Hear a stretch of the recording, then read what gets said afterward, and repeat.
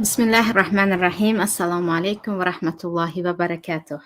شنوندگان عزیز، امروز با هم در برنامه ترازوی عمل که اساساً درباره موضوعهای معاصر زمانویه که درباره آن زیاد فکر میکنیم و اکثریت به اختلاف افتاده اند و نمیدانند چی کار کنند صحبت میکنیم. امروز با هم عاید زندگی در مهاجرت و یا در کشورهای غیر اسلامی صحبت میکنیم که اساساً در بین مردم با دارالکفر و دارالاسلام مشهور است و اکثریت نفرانی که در روسیه زندگی میکنند در حیرت هستند که آیا ما گناهکار هستیم؟ آیا ما با اینکه در روسیه هستیم و برای رزق روزی به اینجا آمدیم در بین کفار هستیم و این گناه است؟ چون به آنها حدیث رسیده است که پیامبر صلی الله علیه و سلم میگویند من بیزار هستم از هر نفری که در بین کفار زندگی میکند. و گروهی هم هستند که میگویند هیچ فرقی نمیکند، همه جا زمین الله است و کسی در کجای خواست زندگی میکند. بیایید ببینیم که از روی شریعت آیا زندگی کردن در بین مسلمان ها فرض است و کشورهایی که امروز در اروپا و دیگر امریکا و روسیه و این جایها هستند و علاقه در آنجا نیست مسلمان های جاینشین یا تهنشین هم وجود دارند، آیا به آن جاها رفتن و مهاجرت کردن جایز می باشد یا انسان گناهکار می شود؟ و اگر نفری مسلمان برای خود مکان را همچون کشوری اسلامی انتخاب کند کجا را باید انتخاب کند؟ پیش از همه این را بدانیم که معیاری کشوری اسلامی و یا کشوری کفر در بین علما هم اختلاف است و حتی بین مذاهب و بین علمای معاصر هم کدام کشور را و علل خصوص در عصر حاضر در عصر 21 که کشورها خیلی مختلط شده اند و بعضی کشورهای هست که همچون کشوری مسلمان نشین 100% میدانند مثل کشورهای آسیای میانه و تاجیکستان خودمان، اما برای مسلمان در آنجا امن و امان وجود ندارد و کشورهای هم هست که 100% کشوری مسیحی و یا کشوری کفر میدانیم اما در آنجا برای مسلمان ها آزادی کامل داده شده است. برای همین در خود علمای معاصر هم این اختلاف وجود دارد که در عصر حاضر کجا را ما دارالکفر گوییم و کجا را ما دارالاسلام گوییم و در کجا زندگی کردن را گناه و در کجا زندگی کردن را شریعت اجازت می دهد. پس اولا بیایید درباره دارالکفر چی است و دارالاسلام در بین علما چی هست در این باره صحبت کنیم. چه خیلی که گفتیم نه پیامبر صلی الله علیه و سلم در حدیث خود مفهوم دارالکفر را بیان کردند و نه در قرآن کریم درباره دارالاسلام کجا است دارالکفر کجا است بپرگی برای ما تفصیل آمده است. مثلا اسلام چی است، ایمان چی است، زکات چی است، اینها را 100% حدیث پیامبر و خودی قرآن کریم بیان میکند. اما مفهوم دارالاسلام و دارالکفر که خودی در قرآن و سنت وجود ندارد بین علما این مفهوم ها مختلف است و در مذهب ما امام ابو حنیفه رحمت الله علیه در کتاب ها مثلا در مبسوط هم هست که گفته می شود که هر مکانی که برای مسلمان در آنجا امن و امانی باشد و کسی با دین مسلمان کاردار نشود و تو دین خودت را برقرار کرده توانی آنجا دارالاسلام است و هر مکانی که برای مسلمان خوف وجود داشته باشد و مسلمان همیشه در ترس و در هراس باشد آنجا دارالکفر است اگرچه در اطراف ها مسلمان ها باشد. و جمهور علما میگویند هر جایی که در آنجا اسلام ظاهر است و آن حکومت از روی شریعت اسلام کار میکند و یا قانونهای آن حکومت از روی شریعت است و این چونین خودی پادشاه هم مسلمان هست آنجا را ما کشور مسلمانی یا دارالاسلام میگوییم که بعضی از علمای معاصر میگویند در زمان حاضر کشوری که هم پادشاه 100% مسلمان هم کشور 100% از روی شریعت و مردم هم همه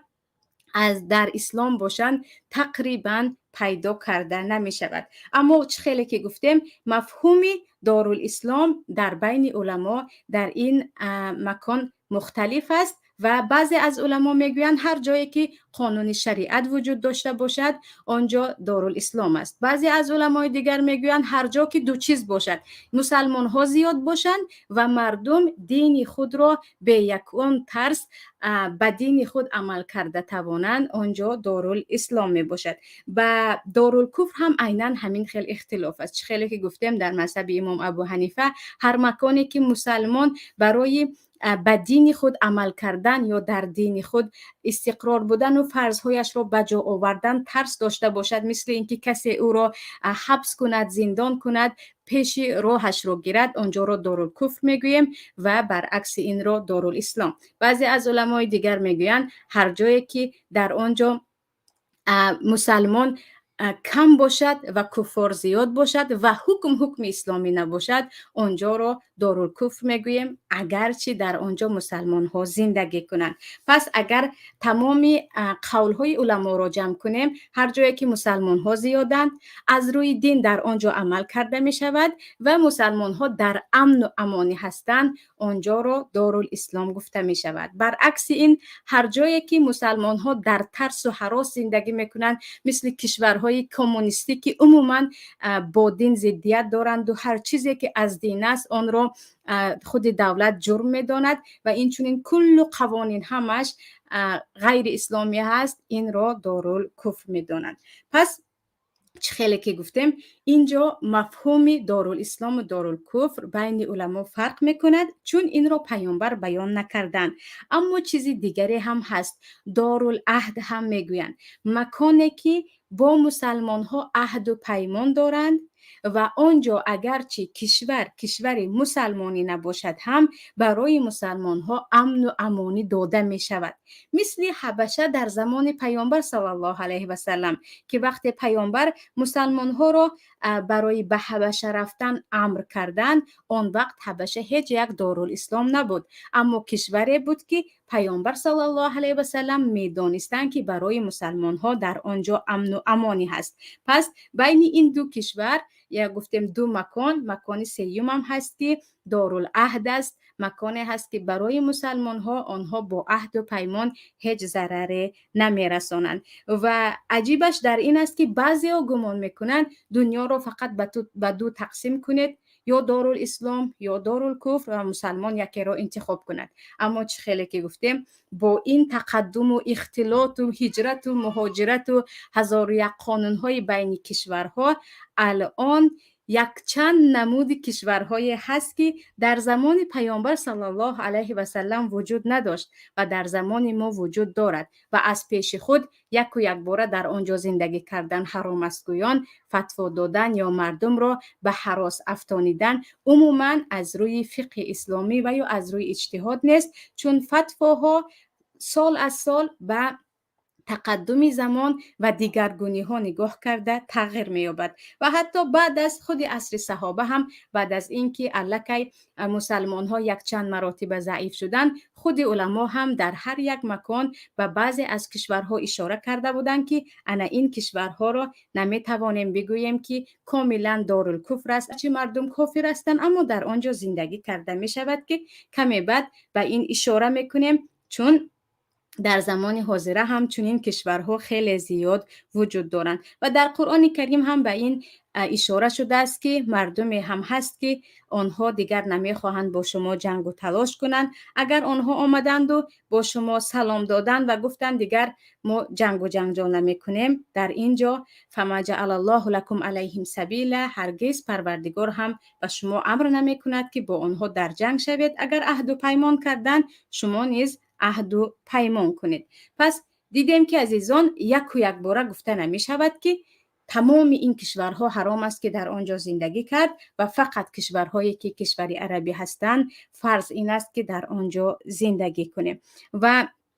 اما بعضی از علما هم در زمان حاضره میگویند مسلمان باید فقط در کشور مسلمان زندگی کند و در همین حال حاضر در خود اروپا و یا امریکا و یا اینکه مثلا روسیه یا هر کشوری که حتی بعضی ها ترکیه رو هم میگویند که مثلا در این کشورها زندگی نکنید، برای آنکه در اینجا قانون ها از روی شریعت نیست و علل خصوص در کشورهای اروپا و امریکا و اکثریت مردم مسیحی هستند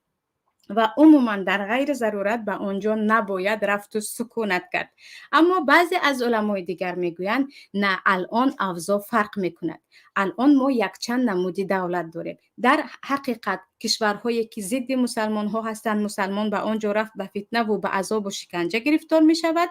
و کشورهای هم هستند که مسلمانی نیستند و برای مسلمان ها امن و امانی می دهند که باکی نیست که مسلمان به آنجا رود. و البته کشور دیگر هم کشورهایی هستند که اکثریت مسلمان و اکثریت قانون ها از روی شریعت هست و بهترش به آنجا رود. پس علمای معاصر هم در این باره با هم اختلاف دارند و نگفته نماند که در وقت حکم چیزی را گفتن اگر یک چند جانب ها را ذکر کردیم، کشمکشی و همدیگر را بدبینی و تو خطا و من درست گفتن هم از بین می رود، چون یک چند قول وجود دارد و همش دلیل خودش را دارد. مثلا در قرآن کریم در سوره نساء آمده است که ان الذين تتوفاهم الملائكه ظالمي انفسهم قالوا فيما كنتم قالوا كنا مستضعفين في الارض قالوا الم تكن ارض الله واسعه فتهاجروا فيها فاولئك مأواهم جهنم وساءت مصيرا. آنهایی که و خود ظلم کردند و وقت فرشته ها جان آنها را میگیرند و میگویند چی شد که آنقدر شما در دنیا در دین خود مستقر نبودید و بعضی از گناه ها دست میزدید، آنها میگویند کنا مستضعفین فی الارض، ما نفرانی بودیم که از مستضعفین بودیم، یعنی قوت نداشتیم، قدرت نداشتیم تا که مهاجرت کنیم. لیکن این سخن آنها را رد کرده می شود و میگوید الم تکن ارض الله واسعه فتهاجروا فیها، مگر زمین الله وسیع نبود که شما هجرت کنید و این گناهایی که در زندگی در وطنتان کردید آنها را نکنید. و الله میگوید فاولئک مأواهم جهنم و ساءت مصیرا، انا این گونه انسان ها مکان آنها بازگشت آنها جهنم است و ساءت مصیرا، و چی بد است مسیر آنها، یعنی عاقبت آنها. اگر به این آیت درستر نگاه کنیم، وقتی آنها گفتند ما مستضعف بودیم، سخن آنها رد کرده شد برای آنکه آنها دروغ میگفتند. در اصل قدرت برای هجرت کردن داشتند ولیکن هجرت نکرده بودند و در خودی اسباب نزولش هم آمده است که حتی نفرانی بودند که همراهی مشرکین یکتا شده بر ضد پیامبر جنگ هم کرده بودند. و این میتوانیم از زمان امروز هم مثال بیاریم که حتی بعضی نفران دانشمندان هم در تاجیکستان خودمان هستند، 100% میدانند که کی گناهگار است، کی ظالم است، کی خلافکار است، اما طرف حکومت را میگیرند و یا یگان نفری حقگو را در منبر مسجد برآمده در حقش بدگویی میکنند، تهمت میکنند و اگر مبادای به او گفته شود که شما چی کار دارید میکنید، میگویند مستضعف هستیم، ما را مجبور کردن. لیکن شما مستضعف نیستید. مستضعف نفرانی هست که بیمار است، از خانه برآمده نمیتواند، در زندان است، از زندان خارج شده نمیتواند، پاسپورتش را، شناسنامه اش را یا چیزش را گرفتن، ممنوع الخروج کردن که از کشور برآمده نمیتواند. شما که به 1001 نیرنگ یا به 1001 کار دیگر از کشور برآمده میتوانید، هرگز گفته نمی شود که مستضعف هستید و هر غلطی که به شما میگویند از منبر مسجد و یا از تلویزیون یا در بین مردم آن را بگویید. و اینجا هم چون همین آیت هست که الم تکن ارض الله واسعه فتهاجروا فیها، بعضی از علما میگویند، خصوصا علمایی که میگویند به کشورهای اروپا هرگز سفر نکنید، به کشورهای امریکا سفر نکنید، میگویند انا با همین دلیل مگر زمین الله وسیع نیست که آنها برایند و دین خود را برقرار کنند و دوامش هم انا اینها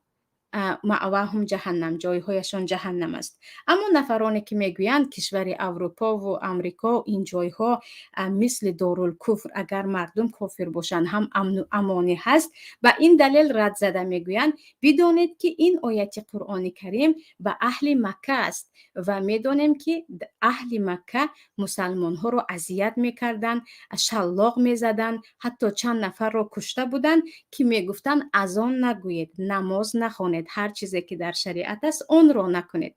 اما این کشورها که همه این چیزها رو اجازه میدهد، مثلا مسجدهای خاص مسلمان ها وجود دارد، سطر وجود دارد و نماز وجود دارد، کسی رو از این شریعت من نمی کند، با اون اوضاع مکه یا احوال مکه که در زمانش بود مقایسه کرده نمی شود. برای همین این دلیل را گرفته به حیات حاضره در روسیه یا در اروپا هرگز مقایسه کرده نمی شود. و بعضی هم با همین دلیل میگویند در روسیه عموما زندگی کرده نمی شود و حتی بعضی از خواهران سوال کرده بودند که احوال ما چی می شود، ما در دارالکفر هستیم، آیا ما هم از اهل جهنم هستیم و این آیت آیا به ما تطبیق میکند؟ و در این باره چه خیلی که گفتم، آیت اساساً به نفرانی که ممکن در تاجیکستان باشد هم تطبیق کرده می شود، چون احوال از احوال، شخص از شخص، کشور از کشور فرق می کند و یک دلیل رو گرفته بالای کل کشورها، بالای کل انسانها ما تطبیق کرده نمی توانیم. و سبب نزول آیت را هم گفتیم که این برای نفرانی بود که نماز خوانده نتوانسته بودند و حتی بر ضد مسلمان ها جنگ کرده بودند و حتی یگانه از احکام شریعت را انجام داده نتوانسته بودند. و باز میگویند والذین آمنوا ولم یهاجروا ما لکم من ولایتهم من شیء. خود الله هم میگوید که آنهایی که ایمان بیاورند اما هجرت به کشورهای مسلمان ها نکنند یا هجرت به نزد پیامبر در زمانش نکنند، ما لکم من ولایتهم من شیء، هرگز آنها با شما هیچ قرابت و نزدیکی ندارند. آنها در مادامی که در بین کفار زندگی دارند هرگز از نزدیکان شما نیستند. و اینجا را هم گفته می توانیم که البته چون آنها وقتی که در آنجا زندگی می کردند حتی بر ضد مسلمان ها در نقشه های مشرکین شریک شده بودند. و اینجا رو ببینید که بعضی ها فقط همین حدیثی که البته خودش صحیح هست، در ابو داود آمدگی هست، پیامبر صلی الله علیه و سلم میگویند انا بریء من کل مسلم یقیم بین ظهرانی المشرکین. من بری هستم یا ذمه من پاک است، من به دوش نمیگیرم، یا بعضی از ترجمه های دیگرش بیزار هستم از هر مسلمانی که در بین مشرکان زندگی میکند. همین حدیث رو گرفته عموما در بین کفار یا کشورهای غیر مسلمانی زندگی کردن رو 100% بعضی ها حرام میدانند، ولی باز هم چه خیلی که گفتیم حتما باید این حدیث رو در کجا گفتن، برای کدام مسلمان ها گفتن دیده شود که خاص برای مسلمان هایی هست که در کشورهای غیر مسلمانی زندگی کرده، در دین خود ثابت نیستند و برعکس به آن طرف میگروند و عقیده خود را، عقایدی خود را، آداب و احکام شریعت را یکسو میگذارند و تقلید به آن کشور میکنند و در این وقت هر بلایی که بالای آنها آمد باید فقط خودشان را مذمت کرده شود. و اینجا را ببینید که حدیث ها یا دلایلی که می آید اساساً برای مسلمان های هست که در کشور کفر زندگی میکنند و دین خود را برقرار کرده نمیتوانند. اما نفرانی که دین خود را برقرار کرده میتوانند در اینجا هیچ مشکلی نیست، یا گفته میتوانند در آنجا برعکس برای مسلمان ها خدمت کنند، علل خصوص اگر دعوت کرده توانند و توانند که اثر از دعوت را به دیگران رسانند. و به این مثال هم آورده میتوانیم که چه خیلی که گفتیم در زمان پیامبر صلی الله علیه و سلم وقتی که در مکه رنج و عذاب و دیگر خیلی مشقت ها بالای مسلمان ها زیاد شد، پیامبر صلی الله علیه و سلم گفتند بیایید شما به حبشه روید، زمینی که به کسی ظلم کرده نمی شود و در آنجا پادشاه عادل هم هست که هر کسی که رفت در امان است. و مسلمان ها به بین آن مسیحیان حبشه رفتند و در آنجا زندگی کردند و حتی از ام سلمه شروع کرده دیگر تمامی صحابیاتی که در آنجا بودن میگویند در بهترین مکان در نزد بهترین همسایه زندگی کردیم که نه به ما ظلم میشد و نه کسی ما را برای دینمان از چیزی باز می داشت. و خودی به نجاشی اگر نگاه کنیم هم نجاشی مسلمان می شوند ولیکن از حبشه به مدینه نمی آیند. و پیامبر صلی الله علیه و سلم وقتی نجاشی وفات میکند میگویند بخیزید نماز بخوانیم و برادری که در بین ما نیست اما مسلمان مرد.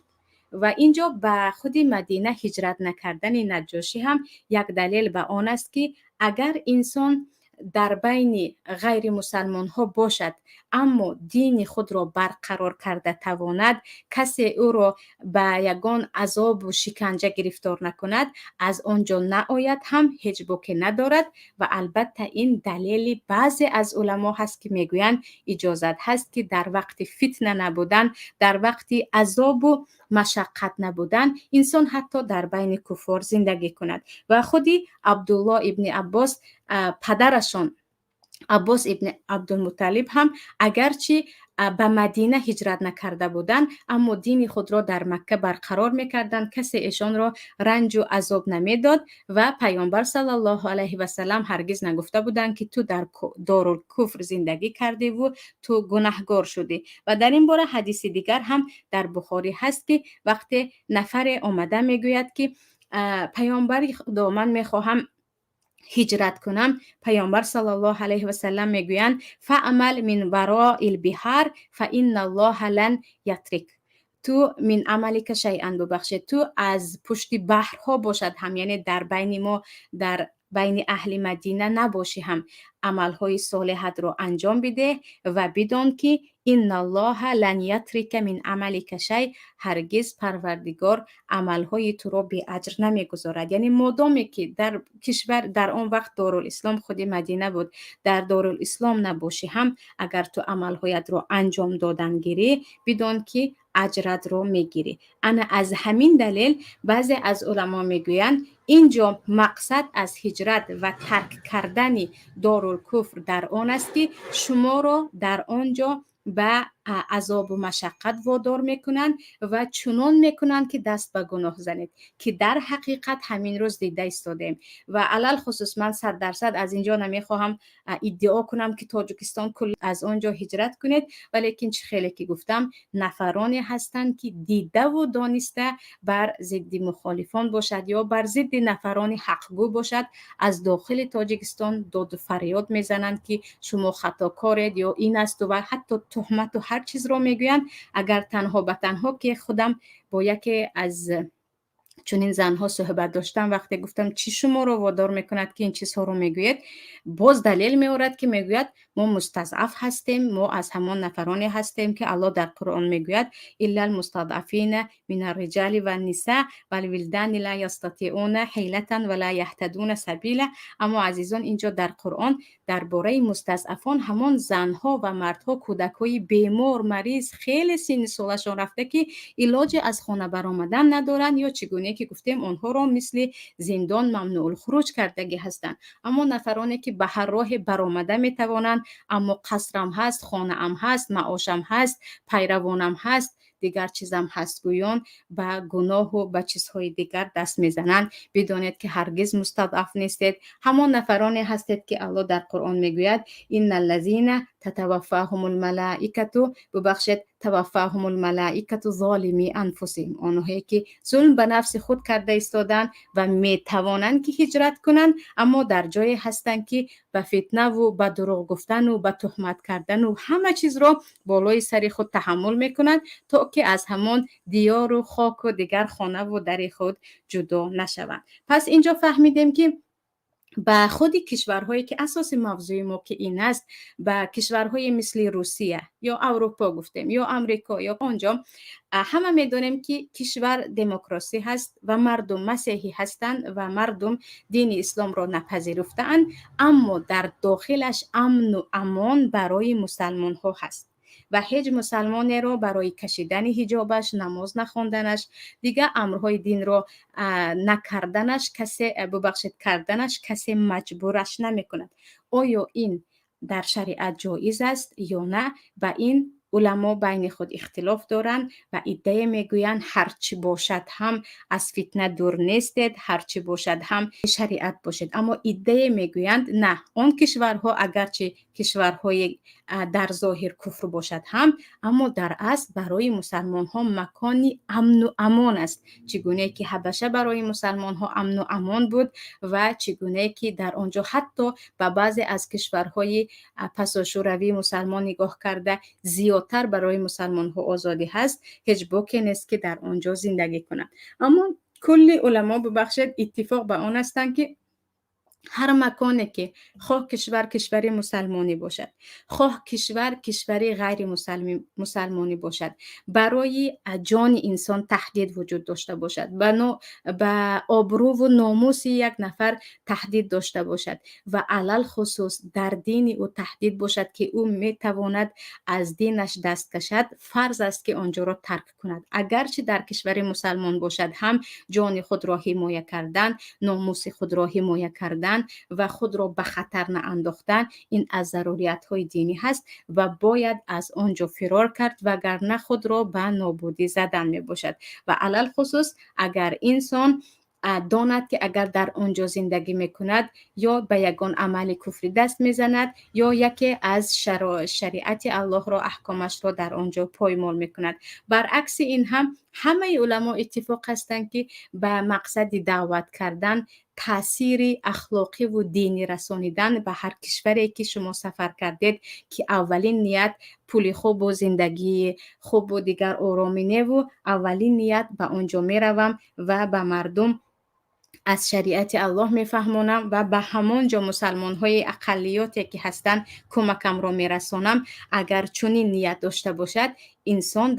در این وقت ثواب میگیرد. و این چنین نفرانی که برای تجارت میروند، یعنی تجارت فقط میروند و میآیند، و یا اینکه نفرانی که برای طبابت میروند و یا نفرانی برای تعلیم علم برای یک مدت میروند، به اتفاق تمام علما هیچ باکی وجود ندارد، البته علمای معاصر، چون برای آموختن یا تجارت یا اینکه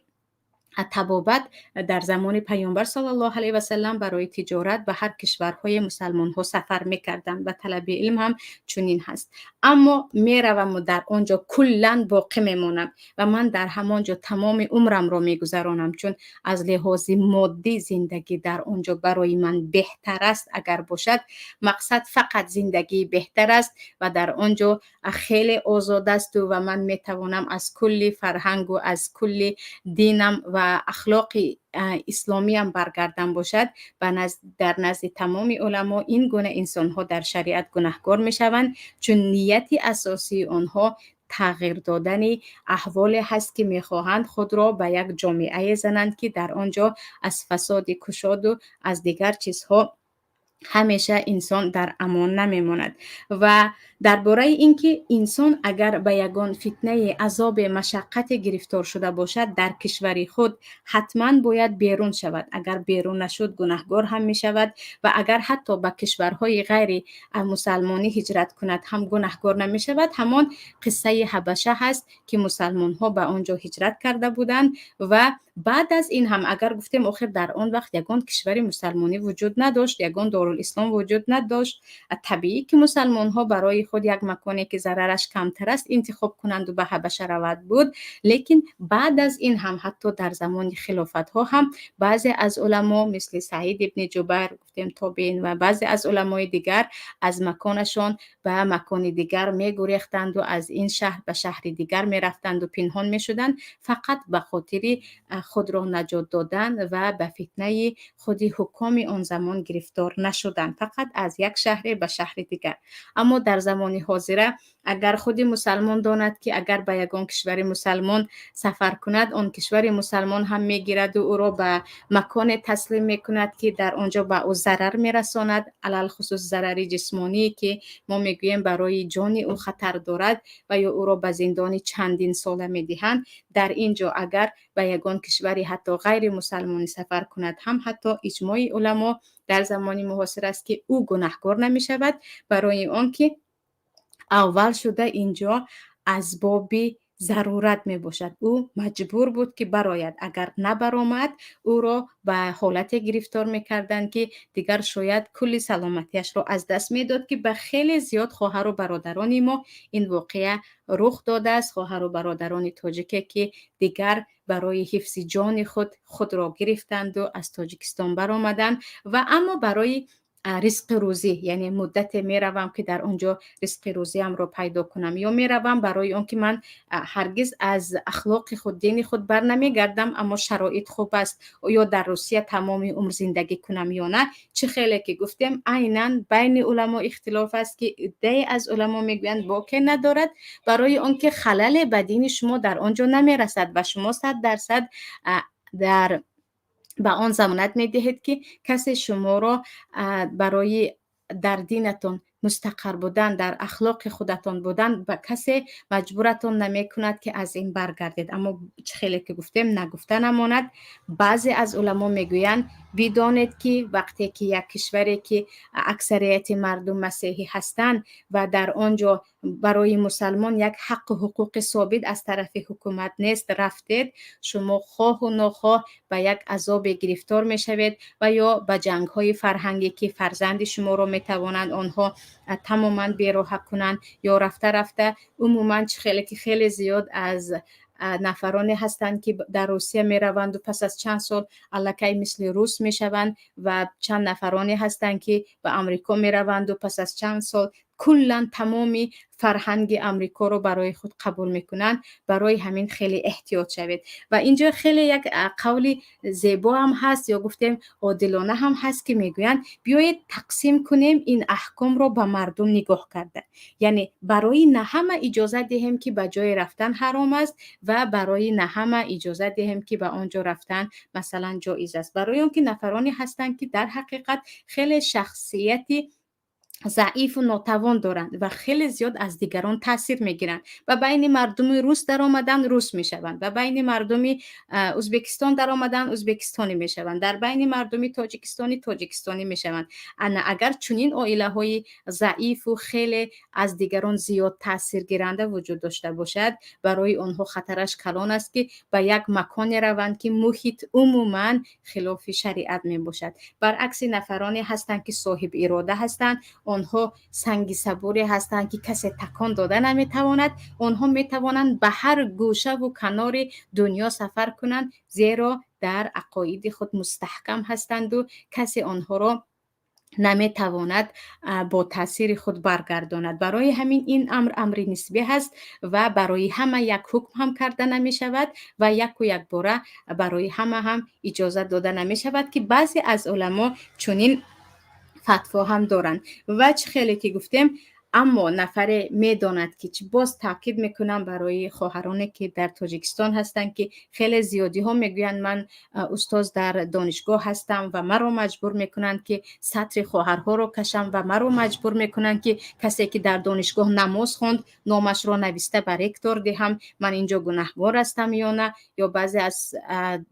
طبیبان، بعضی زنهای میپرسن که من طبیب هستم و در بیمارخانه بعضی کارها رو من انجام میدم که دروغ است، یا بعضی از رشوه های رو میگیرم و دیگران میدهم، آیا من گناهکارم؟ آخر در اینجا علم تکون ارض الله واسعه فتهاجروا فیها، مگر زمین الله وسیع نیست؟ وقتی شما میدونید که در آنجا نشینید گناهکار میشوید، وقتی میدونید که حتی به گناه کبیره دست زده ایستادید، مگر زمین الله وسیع نیست که از آنجا خارج شوید و حلال زندگی کنید؟ و اینجا بدانیم که برای نفرانی که از کشور خود فقط به خاطر ترک گناه، ترک بی‌عدالتی و ناانصافی از کشور خود بیرون میشوند، که اگر من اینجا مانم من ظالم میشوم، اگر من اینجا مانم دست به گناه میزنم، گویان فقط به همین خاطر نفرانی که زمین خود را، وطن خود را، زادگاه خود را ترک میکنند، وعده الله هست که الله میگوید و من یهاجر فی سبیل الله یجد فی الارض مراغما کثیرا و سعه. هر کسی که در راه الله به خاطر ترک گناه اگر هجرت کرد، او در زمین نعمت و رزق فراوان را پیدا میکند و وسیعی یا گفتیم فراغی را که هرگز کسی او را از کمبغلی نباید ترساند، از تنگ دستی نباید ترساند. وقتی مهاجرت به خاطر پول نه، مهاجرت به خاطر زندگی خوب و شرایط مهیا نه، مهاجرت فقط به خاطر ترک گناه شد، این وعده پروردگار از بالای سبع سماوات است که میگوید یجد فی الارض مراغما کثیرا و سعه. در زمین برکات فراوان و وسیگی، یعنی وسیگی به معنای این است که کسی نمیتواند او را محدودش کند، نه از لحاظ فکری نه از لحاظ زندگی. این چیز را برای او ما خودمان مهیا میکنیم. و نفرانی که میترسن که من خانه و جایم در اینجا هست، خانه و جایم را چخیل ترک کنم، پدر و مادرم در اینجا هستن، خویش و تبارم در اینجا هستن، من مجبور هستم و من همون مستضعف هستم. باری دیگر میگویم که مستضعفینی که در زمان پیامبر از مکه خارج شدن نتوانسته بودند، در حقیقت عذر داشتند، یا بیماری یا اینکه ممنوع الخروج بودند که آنها را مراقبت میکرد و مشرکین خارجشان نمیکرد. و خیلی که در خود ما هم هست نفرانی هستند که در فرودگاه در تمام مرزها نامشان هست و به هر جایی که رفتن آنها را دستگیر میکنند، مجبور مستضعف در خانه میمونند. حتی هر چیزی که در نزد دوربین آن را بگوید هم میگویند، مثل اینکه فلانی خائن است و فلانی چنین کرد و دزد است و چیز دیگر که اینها را هر روز میبینیم. اما نفران دیگر هم هست که ممنوع الخروج هم نیستند، در هیچ جا نامشان هم نیست، فقط به خاطر خانه خود، فقط به خاطر دو تنگه سیاه که به آنها داده می شود، هر غلطی که برایشان میگویند در جلوی دوربین میشینند و آنها رو میگویند که انا به اینها میگویم الم تکن ارض الله واسعه فتهاجروا فیها. و این خودش وعید است که این گونه نفرها و مأواهم جهنم و ساعت مسیر رو میگوید. اما آن مسئله برای همین خودی به خواهر و برادرانی که هم بعضی نفران رو دیده خیلی واکنش نشون میدهند، ضدیت نشون میدهند، بعضی هم باید فکر کنیم که شاید در حقیقت مستضعف است، شاید اون رو ممنوع الخروج کردن، اما شاید هم هیچ چیزی نیست، فقط به خاطر مال دنیا یا به خاطر همون خانواده از خود دفاع کرده دیگران را آنجا سیاه میکند. و اما مسئله دیگر، پس اگر فهمیدیم که به ناعدالتی، به گناه، به چیزهای دیگر دست میزنیم، باید از آنجا خارج شد. اما فهمیدیم که اگر به جای سفر کردیم در آنجا ما را به گناه مجبور میکنند، یا اگر به گناه مجبور نکنند هم آن چیزی که در دین ما هست، در شریعت است، آن را برای ما منع میکنند. به اتفاق علما حرام است که به آن کشور سفر کرد، مثل کشورهایی که می روید که الکی از فرودگاه میگویند حجاب کتی به اینجا در آمدن جایز نیست، یا اینکه میگویند فرزندان تو در مسجد یا در حتی به مسجد رفتن و دیگر کارها رو منع میکنند. شکر پروردگار این گونه کشورها خیلی خیلی کم است و در اکثریت کشورها مسلمان میتواند شعار خود را، زندگی خود را از روی شریعت گذراند. اما در غیر این، برای اقامت دائمی، زندگی دائمی، جایی که به دین ضرر ندارد، اکثریت علما اجازه میدهند. اما بعضی از علما گفتیم نفرانی هم هستند که میگویند خواه و ناخواه از فتنه دور نمیشوید، برای همین کشوری را برای خود انتخاب کنید که هم اکثریت مسلمان باشد، هم کسی به دین شما کار ندارد و هم محیط به اخلاق شما و فرزندان شما تأثیری خوب رساند. و این بود یک مسئله یا گفته موضوع درباره زندگی در مهاجرت و کشورهای غیر اسلامی و چی نکته نظر در این باره دانشمندان اسلام دارند و در این باره کتاب‌های معاصر رو هم خوانده می‌توانید و از دیگر فتواهای معاصر هم از خود کشور مثلا یا مصر یا عربستان سعودی هم این گفته‌ها رو پیدا کرده می‌توانید. و الان باشد بیایید نگاه می‌کنیم به سوال‌ها که در سوال‌ها چی آمده است و اگر وقت پیدا شد بعضی از قصه های دیگر درباره مهاجرت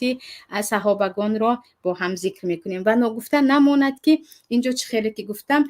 غلط در اکثریت در آن است که ما مقایسه بین زمان را نمی کنیم، یعنی فتوایی که 1400 سال بود به مسلمان های حاضره تطبیق می کنیم، مکان هایی که 1400 سال پیش بود به مکان های امروزه مثلا اروپا رو با روم پیشتره اینها مقایسه می کنیم، در حالی که خودی با پیشرفت زندگی و با تماما تقدم عصرها باید این مسئله ها را دانیم که زمان از زمان فرق کرد و بعضی از حکم ها به گذشت زمان نگاه کرده جای خود را تغییر می دهند و در این باره خودی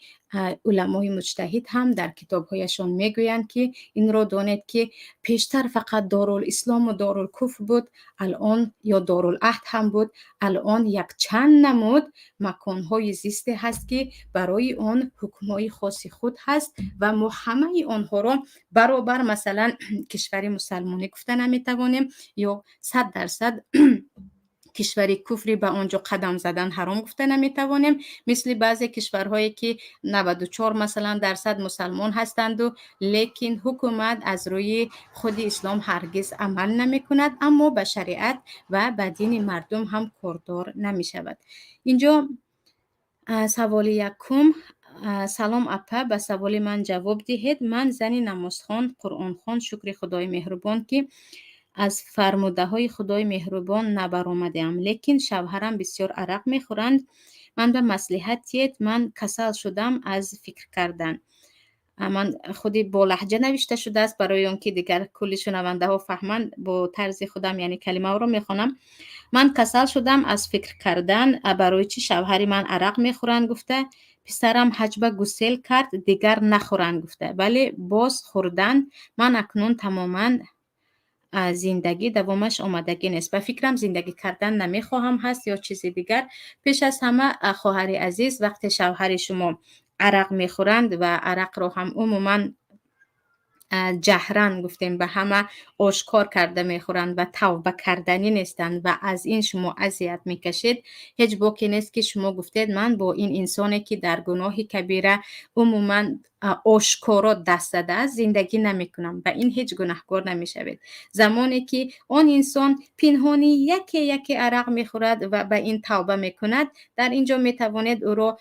به اختیار مانید که یا توبه کن و برگرد یا از تو جدا میشوم. اما اگر آشکار و عرق خورد و گوید که من توبه کردنی نیستم و من با این کارم دوام میدهم، خواستی همین نخواستی نه، در اینجا البته که زن میتواند به قاضی شکایت کرده. الان که قاضی مسلمانی از روی شریعت حکم میکردگی نداریم، ولیکن از روی مجبوری البته با یگان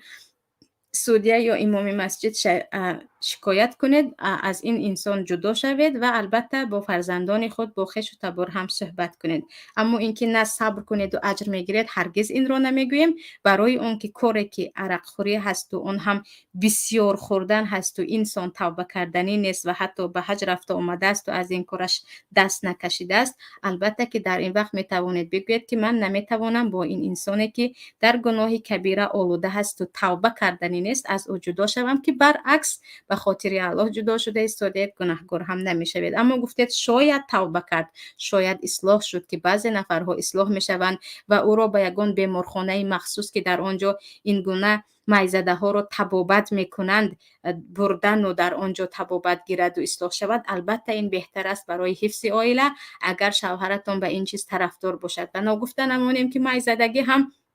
البته گناه کبیره است، اما نفرانی که میگویند که این حرام است، من دست کشیده نتوانسته ایستادم، این ضعیفی من است، به من کمک کنید، البته باید دستگیری کنید، باید برای تبابت او کمک کنید همراه فرزندها. که به قریبی یک خواهر گفت که پدری من وقتی 6 ماه تبابت گرفت مدت 3 سال به عرق خوردن دست نزد. یک مکانی رو پیدا کردیم برای تبابت چنین میزده ها که بعد از تبابت در آنجا 3 سال کامل هرگز الکل ننوشید. شاید این گونه مکانها رو پیدا کنید، شاید یگان تبابتش باشد که در اینجا البته برای این ثواب میگیرید، هم برای اینکه یک نفر رو به راه راست هدایت کردید، هم برای حفظ عائله خود. اما گفته تبابت گرفتنی هم نیست، عموما این کار رو خرسندانه رازی آشکارا انجام داده میگردد. انا در اینجا میگویم پس هیچ امیدی نیست، اما باز بینید که شاید یک راهی هست که این انسان رو گردانیدنی شود.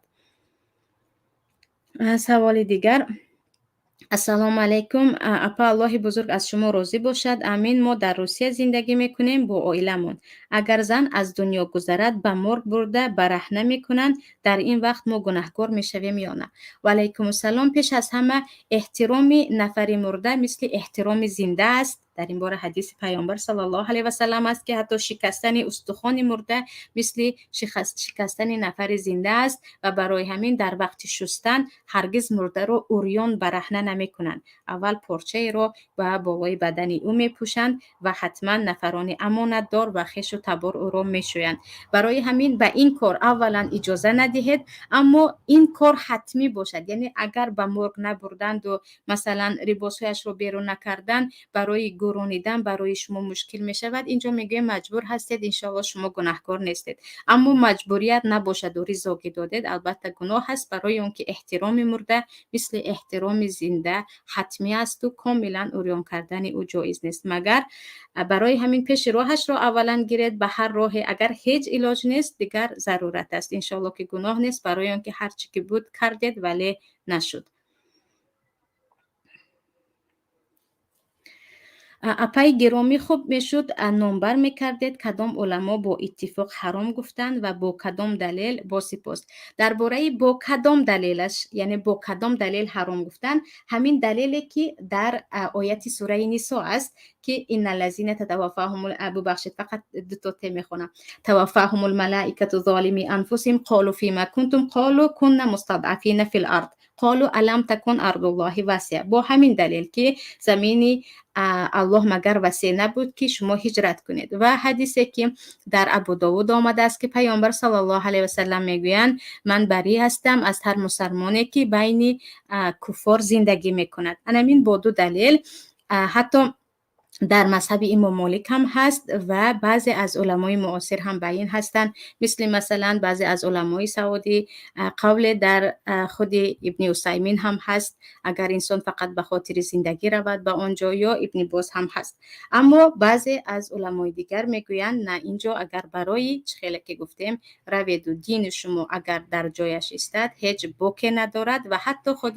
ابن عثیمین هم که دیگر تمام علما او را قبول دارند و اتفاق هستند میگویند اگر شما برای دعوت رفتید و یا رفتید و به اونجا به مسلمان ها کمک رسانیدید البته جایز است. و در این باره قول خودی شیخ قرضاوی هم وجود دارد. سوال دیگر، از کشور اسلامی گریخته به کشور غیر اسلامی پناه بردن اجازت است؟ مثلا در کشور اسلامی به خاطر عقیده دیگر داشتن تعقیب میکنند، میتوانی به کشور غیر اسلامی هجرت کنی. در این باره گفتیم که کاملا به این یگان شک و شبهه نیست. اگر شما در آنجا دانید که تعقیب میکنند، اذیت میشوید، به زندان میافکنند، حتی تا مردن عذاب میدهند، برای خود را نجات دادن به کدام کشوری که نباشد که میدانید که در آنجا امن و امانی هست گریختن جایز است، برای اون که اینجا مسئله حفظ جان است و برای جان خود را نجات دادن مسلمان الله در قرآن کریم حتی خوردن گوشت خود، خوردن خود مرده و اینها را حلال کرده است که فمن اضطر غیر باغ ولا عاد فلا اثم علیه میگوید. به این اگر تعقیب کرد و گرفت و عذاب داد و شکنجه کرد که شما دیگر تماما به این ضرر دیدید، البته که جایز است حتی که به کشور غیر مسلمانی باشد. و این مسئله اتفاقی بین تمام علما خواه معاصر خواه گذشته است که اینجا مسئله حفظ جان می باشد. خواهر جان عزیز، الله شما را نگهبانت باشد، تنی صحت عمر دراز پربرکت نصیبتان گردد و خواهر جان در حق ما دعاگو باشید، ما در غریبی هستیم. پیش از همه رحمت پروردگار برای نفری که دعاهای صمیمی رو برای ما کردید و پروردگار تمام غریبان را خودش به وطن صحت و سلامت سالمین غارمین، چگونه که پیامبر صلی الله علیه و سلم را به مکه برگردانیده بود، آن هم پس از 10 سال مهاجرت برای ما هم نصیب گرداند که با سر بالا به ترس و به وهم و به ذلت و خواری دیگر برگردیم و با هم باشیم. سوال دیگر، من خودم در اروپا مهاجرم، عائله‌ام با فرزندانم در تاجیکستان هستند. عائله‌ام را امنیت دعوت کرده گفته است که بر ضد شوهرت گپ میزنی ما ثبت میکنیم وگرنه به ناموست تجاوز میکنیم. لعنت الله باد بر ظالمان. همسرم میگوید ما از پشت تو رنج‌های زیاد کشیده ایستاده‌ایم. کودکانم را در مکتب بچه خائن گفته معلم‌ها مناسبت می‌کردند. میگوید طلاقم را ده، شاید تین شویم. من چی کار کنم؟ پیش از همه اینجا برادر عزیز یا نفری که این سوال را فرستادید برای این مهاجرت خود انشالله که اجرش در نزد پروردگار است، ولیکن کوشش کنید که همسرتان هم از تاجیکستان برآید، همسرتان هم همراه فرزندها. اگر پوره دهید هم در اینجا برای ضرورت هیچ انسان گناهکار نمی شود، چون شما پوره رو برای حق خود رو گرفتن داده ایستادید. کوشش کنید که از تاجیکستان برآید، به نزد خودتان هیچ علاج آوردن نباشد، هم به یک مکانی رود که او را شکنجه نمیدهند. و اگر این را کردید انشالله که کمی در اولش مشکلی، بعدا همش حل می شود. نگفتید که علاج ندارد، او را مثلا برآمده نمیمونند. در اینجا فقط به خاطر اینکه دیگر آن سرسخت های ظالم که دیگر هیچ شرم نه از خدا و نه از خلق خدا میکنند، در این وقت بگذار همسرتان حتی با طلاق کاغذ باشد هم طلاق کاغذ کتی جدا شود، که در این وقت یک طلاق میافتد و زندگی کردن ممکن اگر هر دو راضی باشید و فقط من جدا شدم گویان جانش را خلاص کند. اما هیچ باور ندارم که حتی من طلاقم را گرفتم گوید هم آنها دست از سرش بردارند. برای همین تمامی جهد خود را، کوشش خود را خرج کنید که این همسرتان همراه فرزندها از آنجا برآید و حتی به یگان کشور یا ازبکستان گفتیم یا کشورهای دیگری که در آنجا به او کسی ضرر نمیرساند و به او رسانید که اولش مشکل است اما بعد از این همه این مشکلی ها پایان مییابد و این وعده الله هست که مهاجرین در سبیل الله مراغم و سعی برای آنها هست که آنها هم از لحاظ مادی هم از لحاظ معنوی و فکری انشالله که بهره مند میشوند. سوال دیگر: السلام علیکم استاد، من اگر در کشور خود در ظلم باشم هجرت جایز است یا نه؟ و علیکم السلام خواهر عزیزم. البته که من در اینجا گفتم که هر نفری که در کشورش در ظلم است یا او را مجبور میکنند که به دیگران ظلم کند، ناحق گوید، کسی را خائنی که نیست خائن گوید، کسی که خائن است او را امین گوید یا چیزی دیگر، برای او فرض است که از آنجا برآید. یعنی وقتی که شما اذیت میشوید و وقتی شما را مجبور میکنند که دست به گناه زنید، باید آنجا را ترک کنید و این آیت پروردگار است، نه قول من است و یک نفر دیگر است. یگانه در حالی که شما میگید من علاج برآمدن ندارم، در مرز مرا دستگیر میکنن، در جای دیگر دستگیر میکنن، اینجا مستضعف هستید، گناهکار نمیشوید. اما در ظلم باشید یا در ظلم نباشید هم شما را مجبور کنند که به دیگران ظلم کنید، باید از آن مکان خارج شوید، وگرنه انسان گناهکار میشود. و حتی که در اینجا پروردگار میگوید اگر در همان جا جانش را الله گیرد او مکانش جهنم است. برای اون که علم تکن ارض الله واسعه فتهاجروا فیها، مگر زمین الله وسیع نیست که شما هجرت کنید و در آنجا نه به خود ظلم کنید نه به دیگران ظلم کنید. اینجا مهاجر آیا روا است که با قانون کشور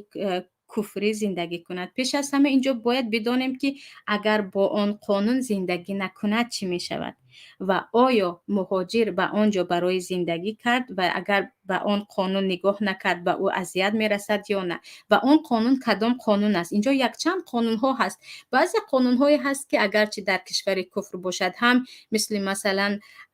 در چراغ سرخ استادن یا در وقتی مثلا مکتب رفتن یا یگان جا یگان فرم پر کردن و این چیزها به دین شما هیچ ضرر نمیرساند. اون قانونی است که شما کنید هم به شما دینتان ضرر نیست. اما قانونی باشد که شما آن را انجام داده در حقیقت گناهکار میشوید. مثل قانون برای مردها این است که نمازشون را همش را در جای کار ترک کنند، یا قانون برای زنی مسلمان این است که برهنه به مثلا روسری به جای کار آید، یا یک قانون دیگر است که عموما یک چیز از فرض الله را منع میکند. البته اینجا گناهکار میشود و مکانش را باید تغییر دهد. اما قانونی هست که اگر اجرا کنید به دین شما هیچ ضرر نمی کند و اون رو همه هم میکنند. این قانون های عادی است که اینجا گناهکار نمیشوید. قانون از قانون فرق میکند، مهاجر از مهاجر فرق میکند، حالت مهاجر هم فرق میکند که مثلا من مجبور هستم به اینجا اومدم، علاج برآمدن ندارم، به این قانون عمل نکردم مرا حبس میکنند. اینجا مسئله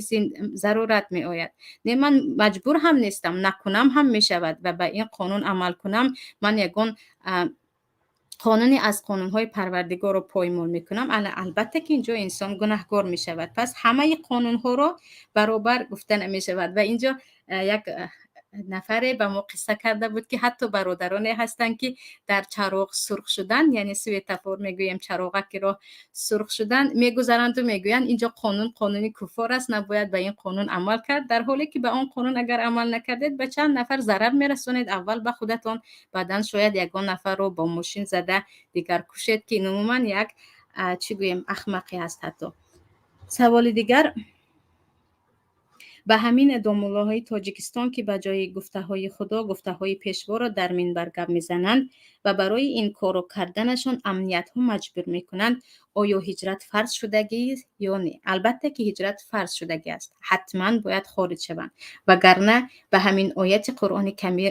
کریم داخل می‌شوند که آنها اگرچه ما مستضعف بودیم، بیچاره بودیم گویند، هم رد کرده می‌شود، برای اینکه کسی دست پای شما را بسته ماندگی نه، برای شما فقط همون خانه هایتان، آبرویتان، دو سه نفری اطرافتان، گفتیم موردهایتان مهم است که دیگر هر چیزی که میگویند آن رو میگوید، لیکن این گناه کبیره است. به ضمن این خود پروردگار در اینجا میگوید که فاولئک مأواهم جهنم فساءت مصیرا. البته که فرض است که در این حالت ترک کنید، مگر اینکه گفتید کسی مرا مجبور نمیکند، من در خانه‌ام هستم، در دینم برقرار هستم، این مسئله دیگر. اما نفرانی که خیلی که گفتیم در مسجد برآمده ضد مسلمان های حقیقی گپ میزنند و دیگر از شر و از چیزهای دیگر و کفر بر علا را تایید میکنند، برای آنها فرض است که این مکان را ترک کنند و از این گناه دست کشند.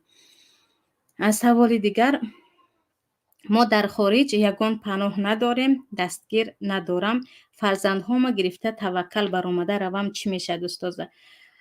پیش از همه خواهر عزیز، نمیدونم شما اگر در داخل تاجیکستان باشید، اینجا یک مسئله دیگر است. برای این سوالتون پیش از همه تشکر که من همین رو ذکر نکرده گذاشتم. در باره آیا زنی مسلمان در وقتی به ظلم گرفتار شدنش، در وقتی در کشوری باشد که به جان او به دین او ضرر میرسانند، آیا او بی محرم خارج شده رود می شود یا نه؟ برای آنکه همه میدونیم که پیامبر صلی الله علیه و سلم در حدیث مسلم میگویند برای زنی مسلمان جایز نیست که مسافه‌ای که از یک شبانه روز زیاد باشد به تنهایی سفر کند. و اینجا درباره فقط در همین مسئله هجرت، فرار یا گفتیم گریختن با جان خود و با دین خود، همه در خود همین شرح حدیث میگن این مسئله اتفاقی هست که زن مسلمان حتی شوهرش نباشد، هم فرزندی کلانش نباشد، هم عموما محرمش نباشد، هم در این مسئله او تنها برآمده میتواند، اگر او بداند که اگر در کشورش باشد به دین او و این چونین یا به ناموسش یا به جانش ضرر میرسد. برای همین در زمان پیامبر صلی الله علیه و سلم هم زنها هجرت کرده اسلام آورده می آمدند به نزد پیامبر، کسی نمی گفت که بی محرم آمدی و یا چیزی دیگر. و این مسئله هم اتفاقی است که برای هجرت در راه الله، برای پول و برای زندگی نه، فقط برای هجرتی که شما اگر خارج نشدید به دین شما ضرر می شود و یا اینکه یگان ضرورت دیگر به ناموستان به جانتان ضرر می رسد، در اینجا بی محرم هم برآمده می شود. اما درباره اینکه در خارج یگان پناه نداریم، توکل برایم، البته که کدام کشور است و اگر استاذه که نوشتید شاید که رقم من در شما باشد، در تنهایی با من صحبت کنید، میبینیم که شاید کمک کرده توانیم که به یگان جای روید که در آنجا خواهر و برادرانی که دستیاری میکنند کم نیستند. شکر پروردگار، اگرچه در مهاجرت هستیم اما همه دست به دست هستیم و هر روز این رو مشاهده میکنیم، هم در یوتیوب هم در دیگر جایهایی که خواهر و برادرها با هم یک شده به نفر کمک کردن، دستگیر کردن. انشالله به هر راه شما رو راهنمایی کرده میتوانیم و اگر رقم های من باشد با من در تنهایی صحبت کنید یا به خود همکاران نویسید که انشاءالله رقم من رو میدهند، با هم در این باره صحبت میکنیم که شما دقیقاً کجا رفتنید. لیکن توکل به الله، به کجا که برآمد رفتم، البته که اینجا برای شما خطر دارد، حتما باید اول مشورت کرد، فهمید که در کجا و با کودک ها برای شما بهتر است. و این بود عزیزان برنامه امروزه درباره زندگی در کشورهای غیر اسلامی و مسئله هجرتی که روز از روز دارد می افزاید. اما اینجا رو هم دانیم که هجرت حقیقی همان هجرتی است که خیلی که پیامبر صلی الله علیه و سلم میگویند انسان برای پایدار کردن دینش خارج شود و نفرانی که به خاطر پول، به خاطر زندگی آرام، به خاطر شرایط خوب از کشور میبرایند، به همان مهاجرانی که پروردگار خودش رزق آنها کفالت گرفته است به اینجا داخل نمیشوند. لیکن به هر حال اگرچه کشور روسیه باشد، کشور اروپا باشد، در شرایط امروز که به دین ما امن و امانی داده است و کسی رفت در آنجا کسی او را مجبور نمی کند، ایده از علما هست که در آنجا می توان انسان به یگان مشکل زندگیش را پیش برد اجازه می دهند و می گویند اینجا انسان گناهکار نمی شود و به امید آن که هر نفری که در این برنامه بود از اینجا فایده گرفته باشد و برای زندگیش هم کمک کند و برایش دلیل هم باشد که نفرانی که از روی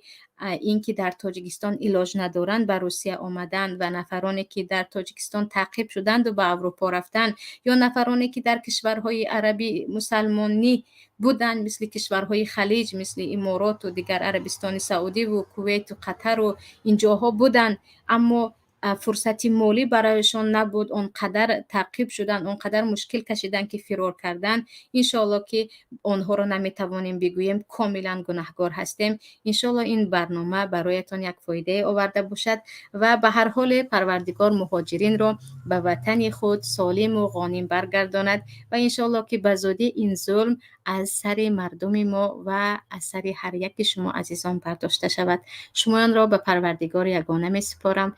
الها در امان الله باشد که الله هرگز امانت های در دستش بوده را خیانت نمی کند. السلام علیکم و رحمت الله و برکاته.